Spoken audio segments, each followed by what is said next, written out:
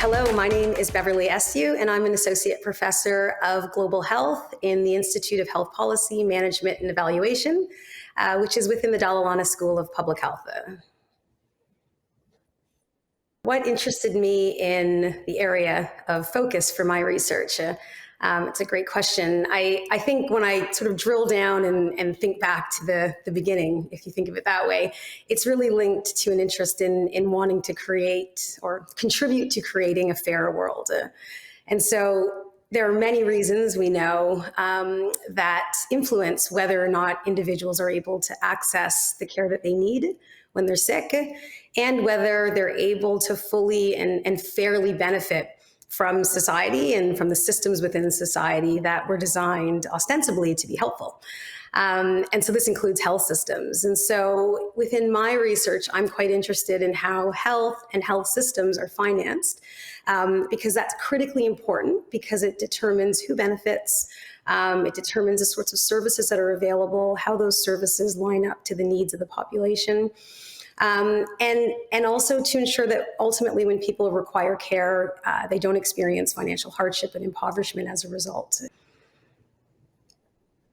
My research can bucket, I can describe it that way, into three areas of focus. So the first I was speaking to a minute ago in terms, it's really focused on understanding equity in health financing. And so looking at this concept of financial risk protection, and it's really trying to understand how fairly a health system is financed and whether there's a disproportionate burden on paying for healthcare among certain populations. And this is a really important priority within the sort of a global health priority. Many will know about universal health coverage, and one of the important features of universal health coverage is ensuring financial risk protection within populations. And ultimately what that's getting to is ensuring that individuals do not face financial hardship and impoverishment and high levels of expenditure when accessing the care they need. So I have a stream of research that's quite focused on measuring financing within health systems and measuring the out-of-pocket burden that households experience when they have to interact with health systems and pay for care. The other area of my research is focused more broadly on priority setting. So trying to understand what is the evidence that's required, and the economic evidence in particular, to support fair priority setting and more explicit and transparent priority setting. And so some of that is known as economic evaluation or extended economic evaluation, extended cost effectiveness analyses, to understand what not just the benefits are, but also the difference in costs that are associated with different options, and to use that information to help to prioritize. Within that program of work, I'm also interested in understanding how decisions are made. So what's the process of making decisions? And going back and evaluating how fairly priorities were set within health systems.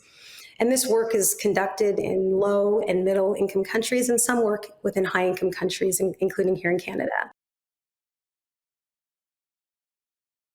We know that COVID really served to magnify existing inequalities and injustices around the world, including in health systems. And it's done so in such a way that you really can't look away. And so in the work that I have been contributing to, that looks at women's contributions to health and to health systems, the significance of women's contribution, the underappreciation and undervaluing of that work, as well as the undervaluing of what is a hidden subsidy within health systems in the form of unpaid care. What we're seeing through COVID is this mass exodus of women from the workplace as a result of blind spots within planning that didn't quite forecast the disproportionate impact that COVID closures and COVID more generally would have on women within the health sector, but also women across the economy. So a lot of the more recent work that I've done in the context of COVID has looked at quantifying women's underrepresentation in leadership in Latin America, as well as here in Canada, examining policies to understand how we inform a strategy to build forward stronger, which is a sort of catchphrase that caught on early in the pandemic. I think there's also a bigger question around gender equity within health systems and the impact that COVID has as a result, of in a stream of work that I'm involved in for a Lancet Commission on Gender-Based Violence, when COVID hit, we understood that women who were individuals who experienced violence were disproportionately impacted by the closures, the shelter-in-place policies, the closure of support services, and actually put into riskier situations. And so had the ability to be involved in work to track some of those, the impact of some of those closures as part of a global project. And I led some of the work for Uganda and contributed for other countries to understand how those immediate policy responses had intentional and unintentional impacts for women and for children. And I think it's also, through COVID and through a COVID lens, it's forcing us to rethink what's possible as part of a health system response. And so there's a lot of work now that the University of Toronto is leading, and also that we're thinking through as part of a Lancet Commission on Cancer and Health Systems on how we shock-proof health systems, how we ensure that when the next pandemic happens, when the next shock happens to the systems are more responsive, they're more resilient, and they're able to overcome and redress some of the inequities that we know predated COVID. I'm really quite excited about this research and so grateful to the Black Research Network for recognizing the importance of this work and providing us with the funding to get it kickstarted. It really came about through a true partnership with communities. So we were approached by the Dr. Borna Masami Commemorative Foundation, which run an initiative called Restoring Smiles. And that program of work is really focused on helping women to rebuild their lives after domestic violence.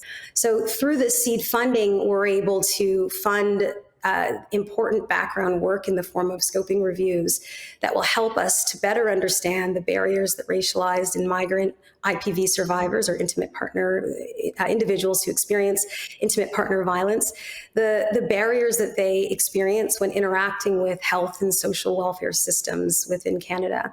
And what this experience, what does the evidence tell us about these barriers? So using that as a starting point, we also want to map the health and non-health outcomes that are associated with providing targeted and culturally appropriate care for this population of women.